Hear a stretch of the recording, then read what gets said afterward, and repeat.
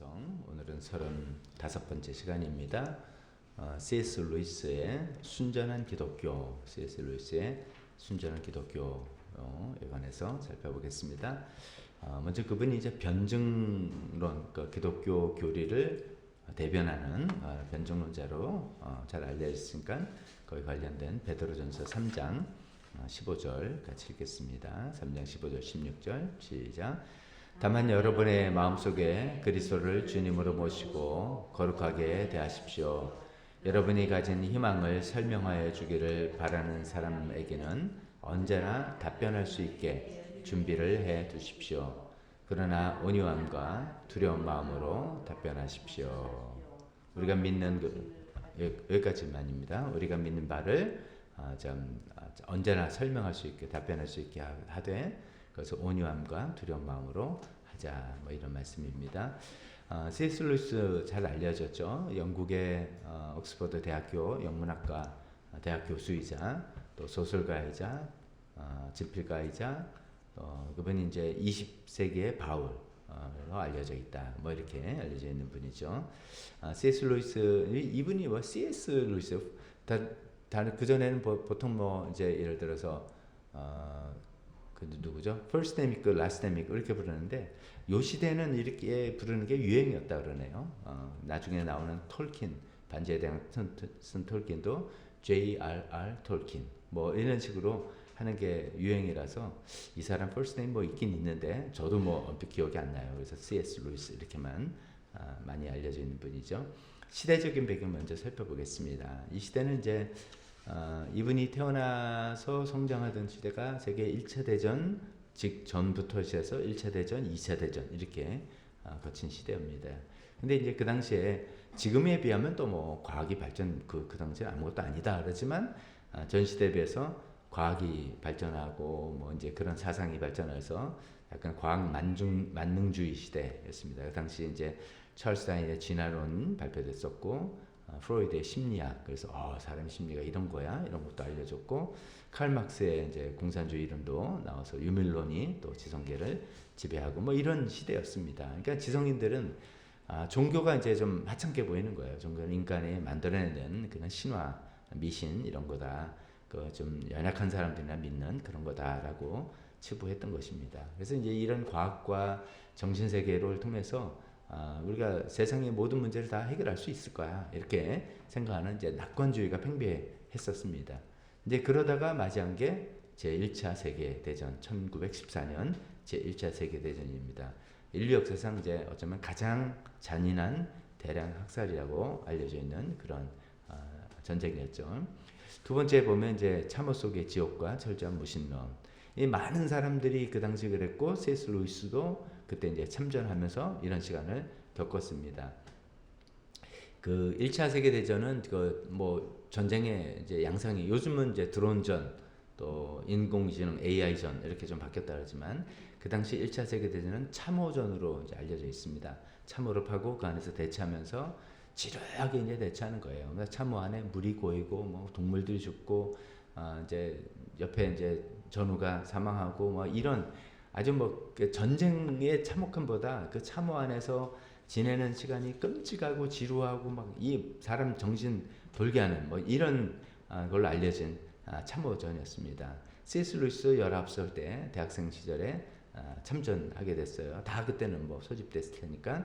그래서 프랑스전 전선에 대륙 건너서 프랑스에 와서 참호전에 투입됐는데 몇 달 동안 제가 이제 말씀드린 그 지루한 참호전을 겪으면서 다 이제 뭐 정신 이상이 안 되면 다행이고 전부 다 회의주의에 빠졌습니다. 그 당시까지도 이제 영국이나 유럽의 많은 사람들이 그냥 명목상으로도 이제 그래도 기독교인이고 하나님 믿고 좀 이런 마음이 있었는데 그 참호전과 1차 세계대전을 거치면서 아니 정말 하나님이 선하시고 하나님 전능하시다면 아니 어떻게 이런 일을 허용을 하냐. 이게 또 참호전이 차라리 제가 말씀드린 것처럼 뭐 아싸리하게 막 가서 다다닥 하고 끝나면 몰랐는데 지루하게 몇 달, 몇 개월을 이렇게 이 무의미해 보이는 이런 일들을 이런 비극을 하나님은 어떻게 이걸 놔두시지? 방치하시지?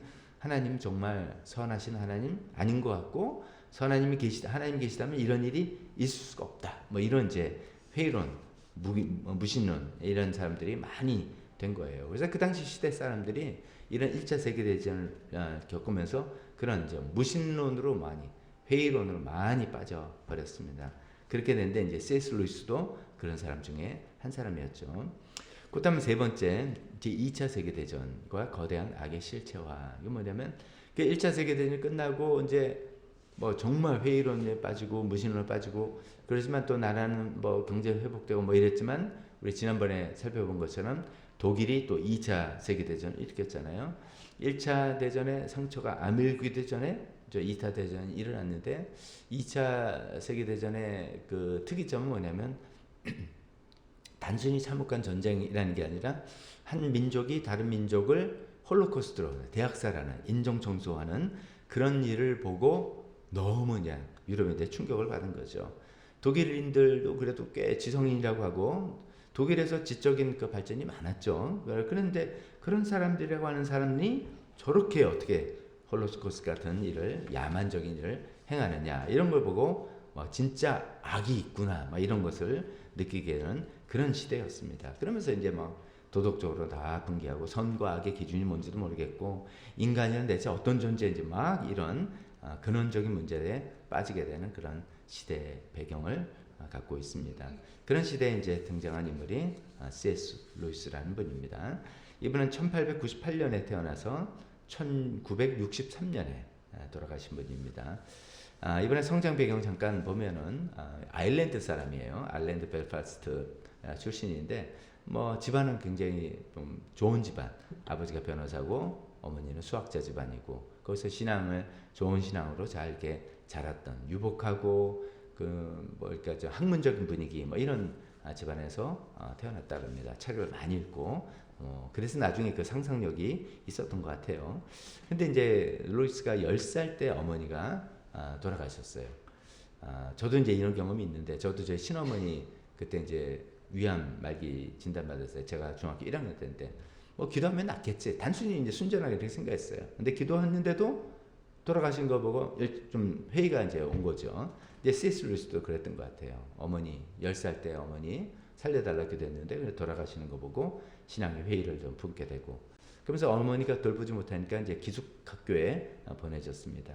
그 기숙학교는 아무래도 좀 분위기가 뭐 정이 쌓이고 뭐 이런 게 아니잖아요. 그냥 딱딱 형식적이고 규율에 의해서 돌아가는 이러니까 사람의 마음이 좀 콜드해지고 점점 이렇게 무신론자로 회의론자로 되는데 아까 말씀드린 것처럼 1차 세계대전을 참전하면서 완전히 이제 무신론자로 이제 굳어지게 된 것이죠.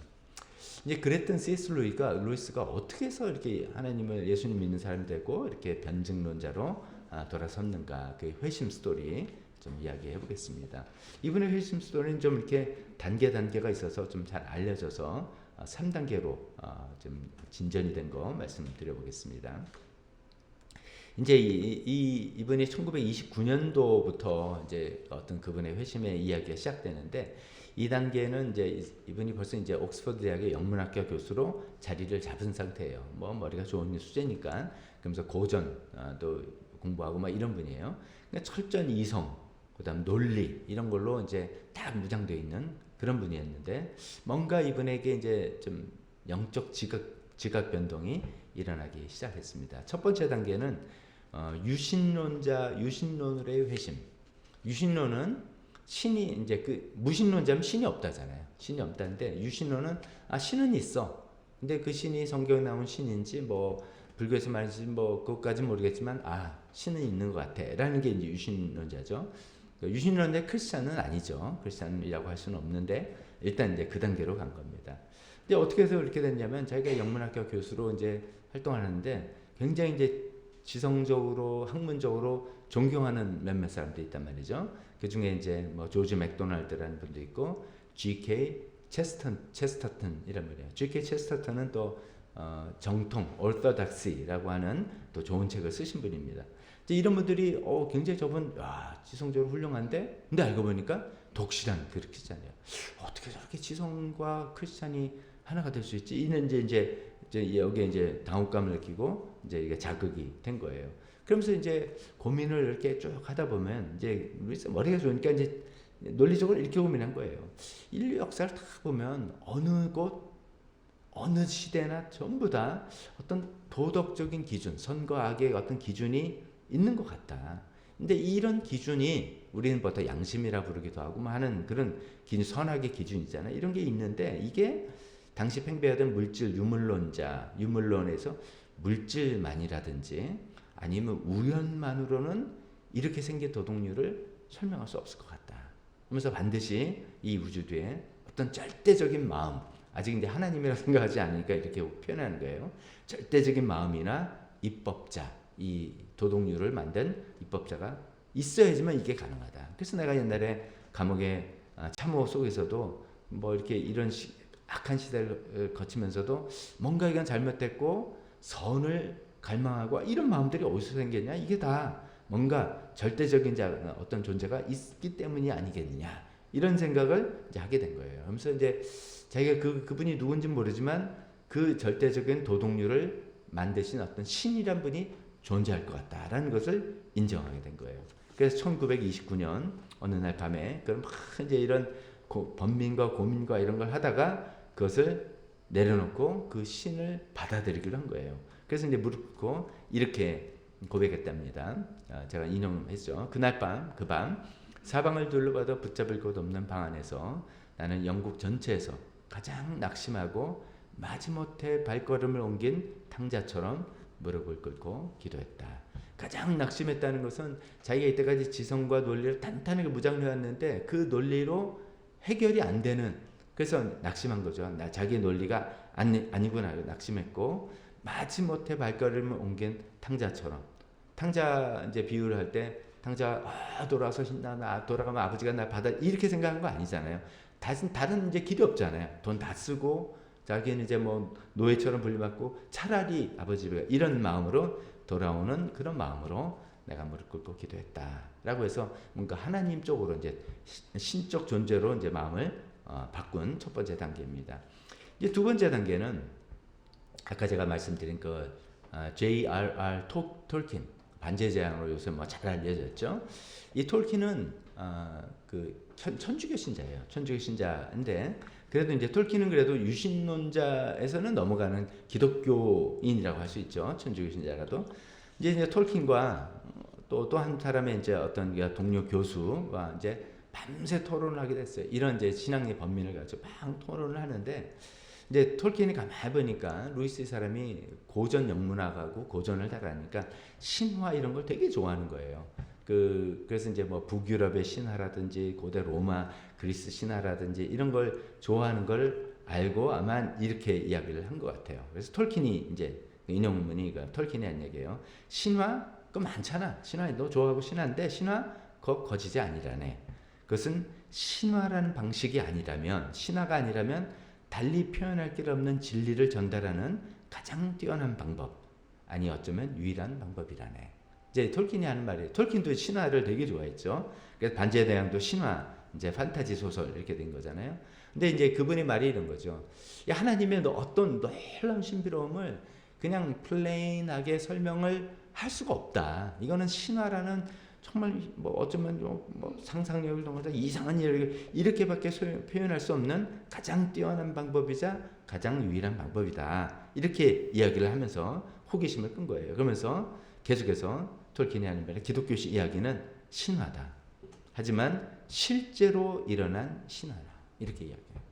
True myth. myth인데 그게 그냥 상상력으로 한 게 실제로 일어난 신화다. 그러니까 톨킨 생각한 건 그거죠. 하나님이 성육신 하셔서 인간의 몸이 이거를 인간의 논리를 설명할 수 없는 거잖아요. 근데 성경에 써 있는 게 그걸 남들이 보면 건 신화네라고 할 수 있는데 실제로 일어났던 그런 이야기다라는 그런 논리의 이야기를 쭉 한 게 루이스한테 이게 굉장히 먹혀 들어갔나 봐요.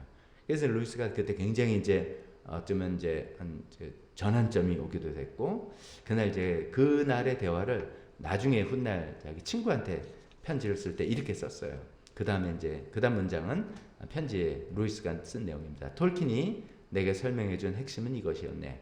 기독교 이야기는 단지 역사라는 사실 속에서 실제로 일어난 신화 번이라. 여기 이제 잘못 읽으면 뭐 이렇게 폄훼하는 것 같은데 그게 아니에요. 그걸 잘 받아들인 거예요. 기독교의 이야기, 복음서에 나온 예수님에 관한 이야기는 역사라는 사실 속에 실제로 일어난 신화 같은 놀라운 이야기다라는 것을 깨달았다는 거예요.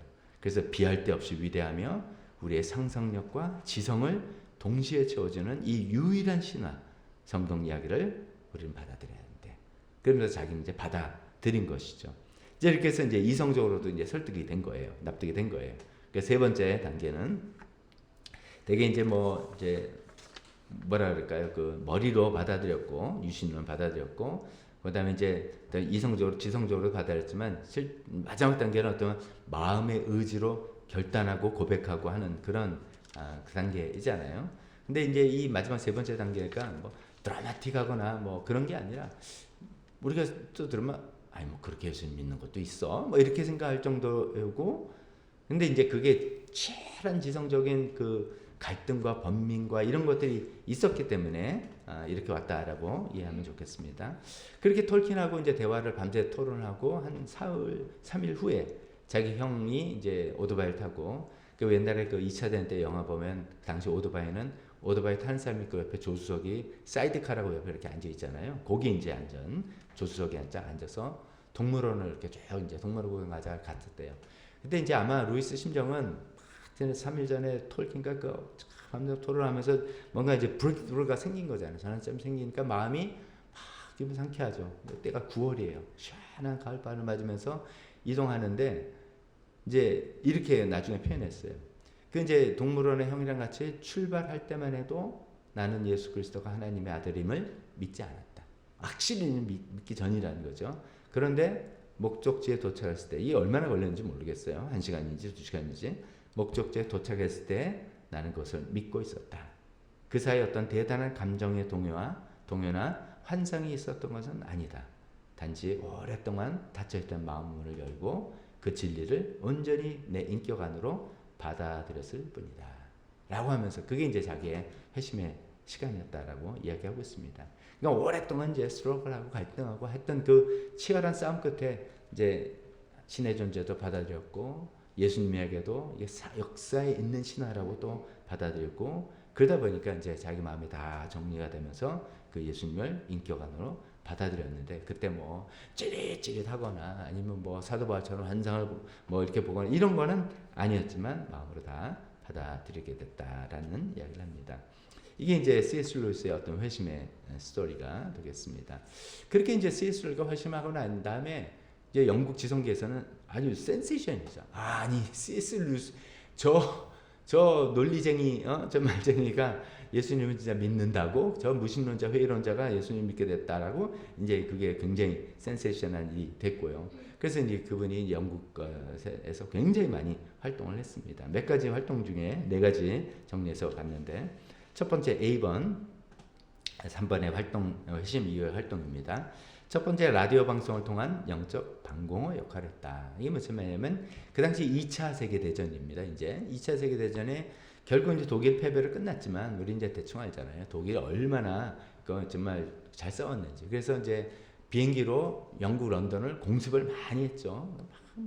그러면 그때 막 사이렌 울리고 사람들 방공을 피신하고, 이게 이제 영국 런던 시민들한테는 뭐 얼마나 공포스러운 일이겠습니까? 그러면 이제 다들 방공호에 숨어 있는데, 그때 이제 숨어서 겨우 이제 라디오 방송 나올 텐데, 그럼 국가적으로는 그걸 이제 사기를 북돋우기 위해서 어떤 방송들을 하게 되잖아요. 그때 이제 물론 철치 수장 같은 사람도 계속 방송을 하면서 우리는 이 싸움을 끝까지 할 것이다 뭐 하면서 격려도 했는데, 그때 이제 BBC 방송에서 그 많은 프로그램을 하는 중에 C.S. 루이스한테 방송을 하나 부탁을 한 거예요.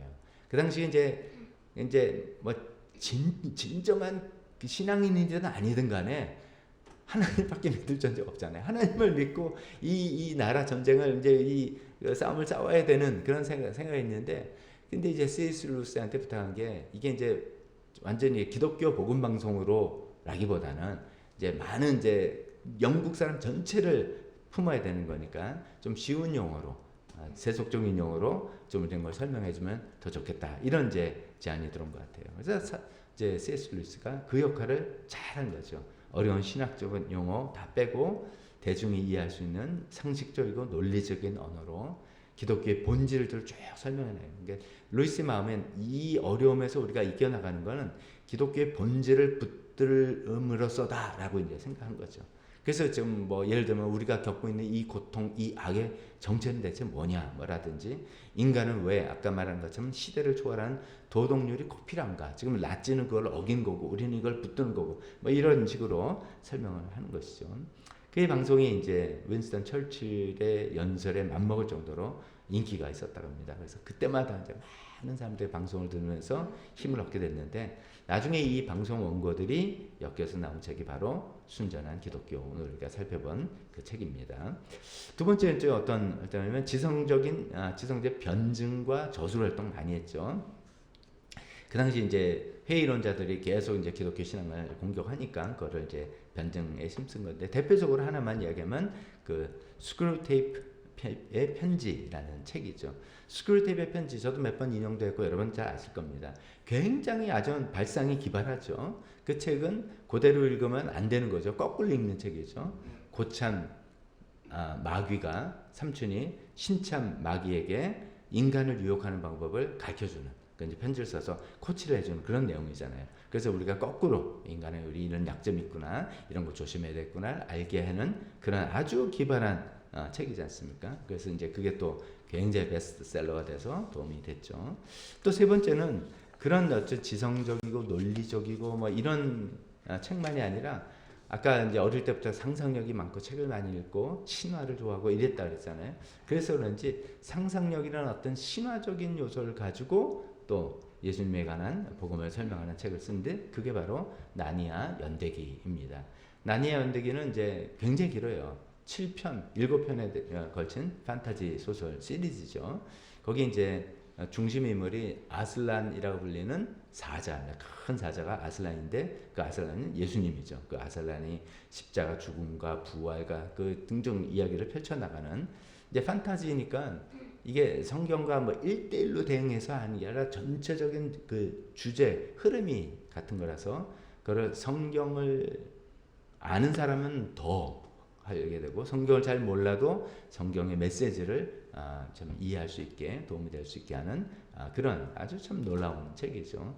아까 말씀드린 그 자기를 도와준 톨킨의 반지의 제왕도 그런 거죠. 반지의 제왕도 기독교 사상, 기독교의 내용을 그 반지의 제왕 그 판타지 소설로 만든 거고 이 책도 이제 그런 거고. 근데 좀 결은 또 되게 다르죠.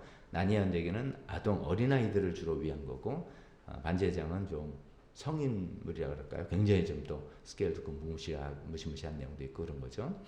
그 다음에 또 하나는 이제 디번의 옥스퍼드 대학교에서 소크라테스 클럽이라는 클럽의 회장으로 활동을 했습니다. 이 클럽은 기독교 클럽이 아니라 지성인들이 모여서 무신론자, 기독교인들, 철학자, 과학자, 이제 당대 지성인들이 옥스퍼드 대학 지성인들이 모여서 기독교가 과연 진짜 이성적으로 이게 타당한 이야기인가 아닌가 이거를 치열하게 논쟁하는 거예요. 그냥 이제 교회에서 생각하면 이런 논쟁 자체가 말이 되냐 이럴 수 있지만 안 믿는 수많은 지성인들을 대상으로 또 그 지성인 크리스천들을 대상으로 이렇게 그 클럽을 운영하면서 그걸 또 리드했던 그런 역할을 많이 했습니다.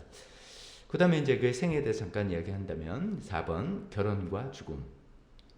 이분이 이제 50 후반 될 때까지 독신으로 살았어요. 뭐 이유는 잘 모르겠습니다만 50 후반쯤 돼서 인생의 사랑을 만났어요. 영국인 여성 작가 조이 데이빗만이라는 여성을 만나서 사랑에 빠졌어요. 근데 이제 사랑을 하고 이제 연애하고 결혼을 했는데 결혼한 직후에 이 아내가 말기암 진단을 받게 됐습니다. 그래서 이제 그 3년 정도까지 투병하는 과정을 같이 막 지켜보면서 얼마나 마음이 아팠겠어요. 그러면서 이거를 또 신앙으로 싸워보면서 하나님께 기도도 했고 막 했는데 결국은 죽게 됐습니다. 3년 만에. 그러면서 슬픔과 함께 하나님을 또 의심하기도 하고 원망하기도 하고 막 이런 복잡한 심경들이 있었을 거 아닙니까? 그거를 적은 책이 쓴 책이 헤아려 본 슬픔이라는 책입니다. The Grief Observed. 자기가 그 아내의 그런 걸 관찰하면서 슬픔을 관찰하면서 쓴 책인데요. 이제 그 책이 또 많은 사람들한테 도움이 된 거죠. 루이스 그 사람은 뭐 지성과 논리가 탄탄히 무장돼서 뭐 어디 빈틈 하나 없는 분이야라고 생각을 했는데 그 사람도 자기가 어떻게 할 수 없는 그 고통을 겪으면서 그 슬픔을 그 안에 자기도 하나님 원망하기도 하고 의심하기도 하고 뭐 힘들어했던 그런 일 쓰는 것들이 읽는 사람들에게 공감이 되고 그런 가운데 결국은 하나님의 어떤 신비하심과 하나님의 주권을 완전히 받아들이는 자기 자신도 그런 성숙한 단계로 넘어간 거거든요. 그런 것을 적은 책입니다. 거기 있는 내용 두 군데만 제가 인용을 해봤습니다. 같이 한번 눈으로 따라 주세요. 첫 번째, 내가 하나님께 다가갔을 때 문이 쾅 닫히고 안에서 빗장을 지르는 듯한 소리가 들렸던 것은 이거는 이제 그런 거죠. 우리 안에 살려주세요. 뭐 그랬던 기도잖아요. 근데 점점 죽어가고 결국 죽은 그 얘기를 하는 거죠. 그런 소리가 들렸던 것은 그분이 나를 거절하셨기 때문이 아니다. 내 질문 자체가 잘못되었기 때문이다. 마치 어린이가 노란색은 어떤 맛인가요? 라고 묻는다면 아버지는 침묵할 수밖에 없다. 질문이 틀린 거죠. 노란색은 어떤 색인가요? 물어봐야 하는데 노란색이 어떤 맛인가요? 그러면 그건 그건 설명할 수 없는 거다 이거죠. 하나님의 침묵은 거절이 아니라 내 이성의 한계를 뛰어넘는 그분의 신비에 대한 거룩한 거절이다. 그러니까 우리가 하나님을 대하는데 질문을 잘못하고 있다는 거죠. 어떤 우리 기도가 또 틀리다는 거죠. 하나님을 더 높은 차원에서 우리를 인도하시는 걸 우리 모르니까 잘못된 질문을 가지고 대답할 수 없는 대답에 우리는 거절당했다 상처들고 원망하고 하는 그런 마음을 이렇게 표현한 것 같습니다. 또 한 가지 거의 이제 결론 부분인데 내 안에 소란이 잦아들자 나는 깨달았다. 하나님은 내가 만든 가상의 존재가 아니라 내가 통제할 수 없는 살아계신 분이라는 것을. 나는 이제 그분을 내 뜻대로 이해하려는 시도를 멈춘다. 그분은 주권자이시며 나는 그분의 신비로운 사랑 안에 있을 뿐이다. 주님, 제 안에 주권자가 아닌 진짜 당신을 제게 주소서. 여기 표현이죠. 그분을 내 뜻대로 이해하려는 시도. 하나님은 이래야 돼. 하나님이 이런 분이셔. 하나님은 이게 내가 생각한 선이야. 뭐 이렇게 이게 사랑의 방법이야. 등등 내가 생각하고 내가 이해하라는 대로 행동하시는 하나님을 기대하죠. 우리는 대부분 기대하죠. 그래서 우리 기도를 들어주시길 원하고 그런 마음이 되는데 이분이 이제 이런 고통을 통해서 그거를 이제 내려놓은 것이죠. 하나님 그냥 주권자시죠. 하나님 마음대로 하실 수 있는 권세가 있으시고 하나님은 그 신비로운 사랑 안에 내가 있는 거야. 그래서 그런 진짜 하나님 내가 만나고 싶습니다라는 그런 고백의 내용들이 담긴 책입니다. 이분이 이제 그렇게 아내를 먼저 보내고 자기도 3년 후에 1963년 그날이 묘하게도 존 F 대통령, 케네디 대통령 암살을 당한 날이에요. 뭐 그게 중요한 건 아닌 것 같지만 공교롭게도 같은 날이라서 그때 이제 돌아가신 분입니다. 자, 이런 삶을 살았던 분이 쓴 책 중에 가장 대표적인 책이죠. 순전한 기독교 핵심 내용들. 또 이렇게 핵심 내용이라고 드리지만 말씀드리면 한두 번 들어보셨을 내용입니다. 저도 많이 인용하기도 했고 여러분들 어제 책이나 글로도 읽으셨을 겁니다. 먼저 이 책 제목 이름 좀 설명해 볼게요.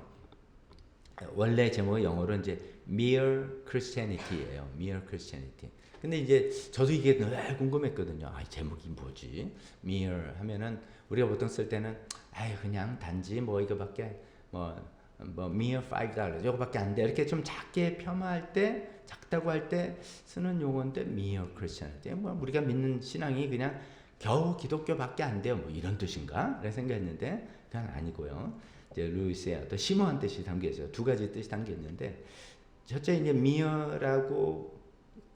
미어라는 단어의 영어 단어는 일단 라틴어에서 나왔으니까 라틴어의 단어를 통해서 그 본 뜻을 생각해 보면은 물이나 불순물이 전혀 섞이지 않은 100% 상태. 어쩌면 pure라는 뜻이죠. 어쩌면 pure Christianity. 그래서 이제 순전한 기독교 이렇게 번역한 것입니다. 그러니까 뭐 잡다한 거 끼지 않고 잡다한 게 뭐겠어요? 기독교 역사가 쭉 지나면서 뭐 인간들의 역사라든지 교파, 전통, 그 나라의 문화 이런 것들이 좀 끼어들어갔던 것. 지금 우리도 보면 한국 기독교 안에 어쩌면 뭐 한국식의 뭐 들어간 게 좀 있을 거 아닙니까? 그런 것들 다 빼고 순수한 크리스찬 기독교 신앙 자체만 뭐 이런 뜻이에요. 그래서 또 다른 뜻은 다르게 말하면 본질적인 이런 뜻이에요. essential 그런 거예요. 그 당시 이제 시대적 배경이 이때 여기서 이분은 성공의 신자예요. 자기 성공의 교리를 막 설파했다면 지금 2차 대전 때문에 힘들고 막 어려운 영국민들의 마음들을 다 품기는 힘들었을 거예요. 근데 그런 거 다 빼고 진짜 복음이 뭐냐, 진짜 신앙의 핵심이 뭐냐, 최소한의 그 공통 분모가 뭐냐, 그것만 한번 우리가 따져보자 라는 그런 심정에서 Mere Christianity라고 제목을 적고 순전한 기독교라는 제목으로 번역이 되었습니다. 여기 이제 몇 가지 내용만 간단하게 살펴보겠습니다. 첫 번째는 이제 좀 간단하게 아까도 말씀드렸습니다. 도덕률, 우주 뒤에 존재하는 마음이 있다.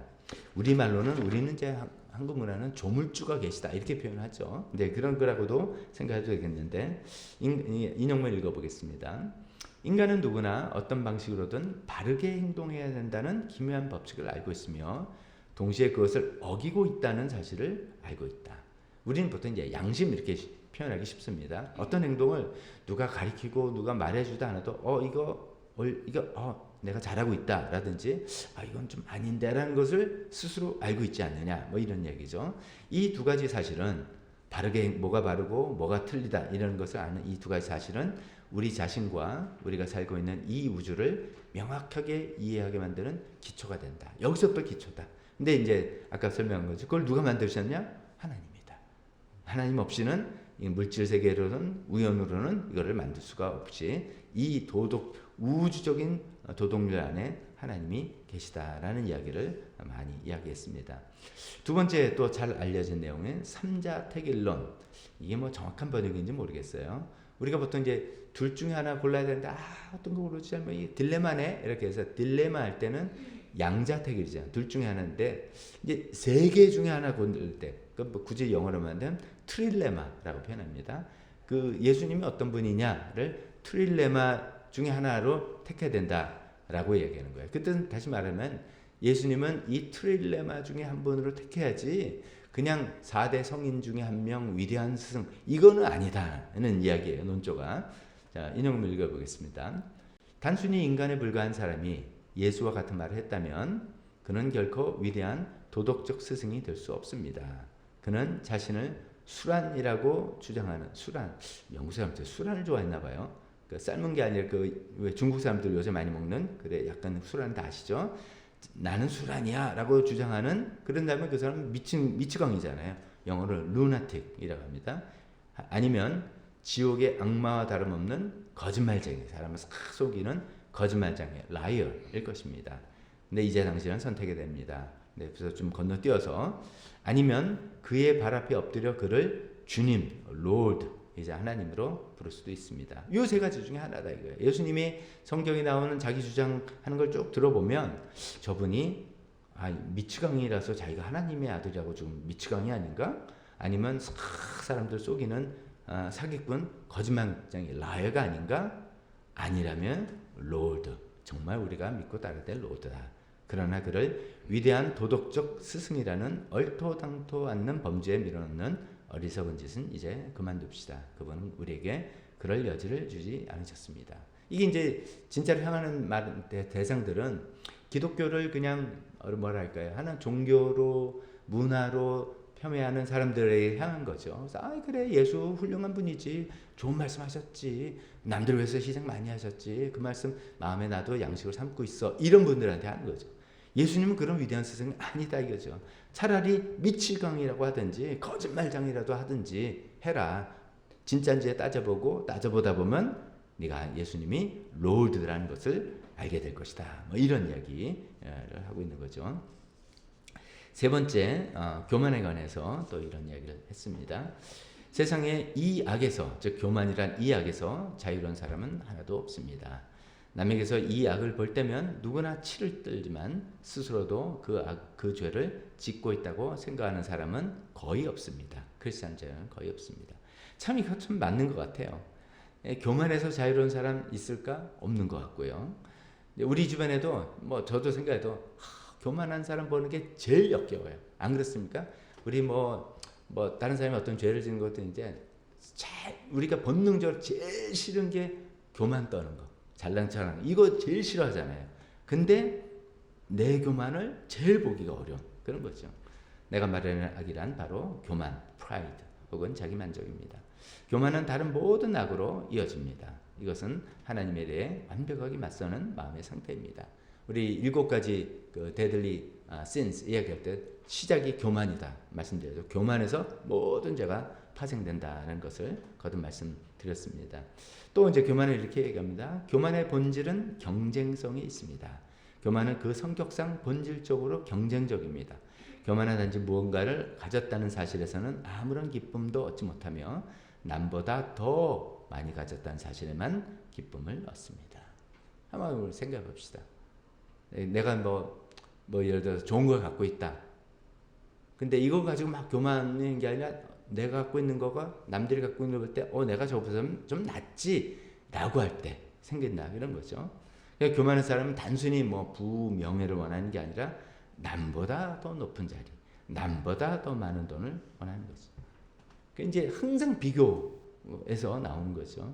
그래서 그런 말이 있잖아요. 교만과 열등감은 동전의 양면이다, 양가개념이다 이런 거잖아요.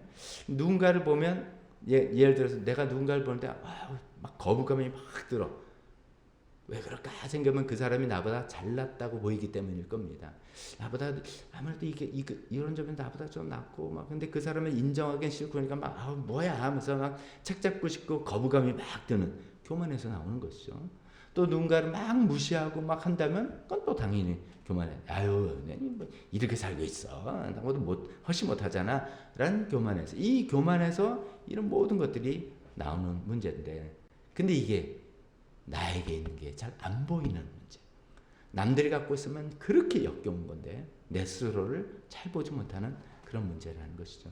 근데 이제 우리가 성령님께서 우리의 빛을 비춰 주시면서 우리가 늘 날마다 하나님 말씀 묵상하고 말씀 듣고 기도하는 자리에서 하나님께서 알려주실 때 관계에서 어려움이 느껴질 때 뭐 이런 여러 가지 과정을 통해서 나의 교만을 보게 하시고 그것을 내려놓게 하시는 하나님의 역사라고 볼 수 있겠습니다. 마지막 한 가지만 더 또 이 책에 나온 유명한 내용이 성화. 우리가 이제 점점 거룩하게 되어야 되는 거 아닙니까? 성화인데 성화를 이제 나는 부분 수리만 원하고 하나님은 새 집으로 완전히 재건축을 하시려고 한다라는 그 차이에 대해서 이야기하는 부분입니다. 제가 읽어보겠습니다. 당신 자신을 살아있는 집이라고 생각해 보십시오. 하나님은 그 집을 재건축하러 오셨습니다. 처음에는 그분이 무엇을 하시는지 이해할 수 있을 것입니다. 하수를 정비하고 지붕에 누수를 받고 등등 당신도 필요하다고 느꼈던 일들이라 별로 놀라지 않습니다. 내 삶에 필요했던 부분이에요. 뭐 병을 고쳐주고 관계가 회복되고 뭐 문제가 해결되고 그래서 하나님이 오셔서 결국 내 인생에 이렇게 고쳐주시는군요 했었어요. 좋아했었어요. 그러나 곧 그분은 참을 수 없이 아프고 도무지 이해되지 않는 방식으로 집을 허물고 쾅쾅 두드리기 시작하십니다. 도대체 그분은 무슨 일을 벌이시는 걸까요? 여기서부터 당황하는 거예요. 하나님, 내가 기대하고 바랬던 요거 좀 리모델링하고 요거 좀 인테리어 고치고 뭐 이렇게 해서 요 정도면 좋겠다 난 생각했는데 거기서 스탑하지 않으시고 막 뭘 때려 부시기도 하고 막 흔들기도 하고 뭐 이러는 거예요. 그래서 왜 이러세요? 이렇게 이제 당황한다는 거죠. 설명은 이렇습니다. 그분은 당신이 생각했던 집과는 완전히 다른 집을 짓고 계신 것입니다. 이쪽에서 새 건물 짓고 덧붙이고 저쪽에 층을 돌리고 탑을 세우고 뜰을 만듭니다. 당신은 그저 보기 괜찮은 오두막집 정도가 되리라 생각했지만 이게 이제 우리가 하나님께 기대했던 부분이라는 거예요. 하나님 오셔서 저를 요거 좀 도와주실, 요거 해결해 주시고 그래서 결국 내가 생각한 집이 그냥 보기 괜찮은 디슨한 리틀 카티지, 조그만 오두막집 이렇게 생각하는데 하나님 그게 아니라는 거예요. 하나님은 궁전을 짓고 계신 거예요. 팰리스를 짓고 계신 거예요. 왜? 우리 안에 몸소 거하셔야 되기 때문에. 그래서 하나님께서 뭐 기초 작업을 하고 막 벽을 때려 부셔서 새로 벽을 만들고 막 이렇게 내가 이것까지는 아니었는데요. 막 본질적으로 나는 참 괜찮고 나는 착한 사람을 생각할 때 막 관계에 부딪히고 사건에 휘말려 가지고 내가 그렇게 악한 사람이라는 거 막 드러나게 하시고 나를 막 좌절하게 하시고 그러다가 나를 고쳐 나가시고 정신없이 나를 만들어서 하나님 대체 왜 그래요? 근데 그 왜 그런 이유가 내가 원하는 건 부분술인데 하나님이 원하시는 건 완전한 재건축. 하나님께서 몸소 거하실 궁전을 만드시라고 하시기 때문이다라는 거죠. 이 이해를 빨리 하지 않으면 이거를 빨리 받아들이지 않으면 힘든 거죠. 적당히 요구만 하세요. 근데 하나님은 우리를 사랑하셔서 그렇게 안 하신다는 거죠. 우리를 끌고 가서 결국 우리를 성화시켜서 거룩한 성전으로 만들어 나가시는 하나님 손길 안에 우리가 있다. 뭐 참 우리에게도 도움이 되는 그런 말씀이죠. 그런 내용들 좋은 책들 내용들 있어서 또 아직 읽어보지 않은 분들은 또 일독을 하면서 많이 도움이 되었으면 좋겠습니다. 기도하겠습니다.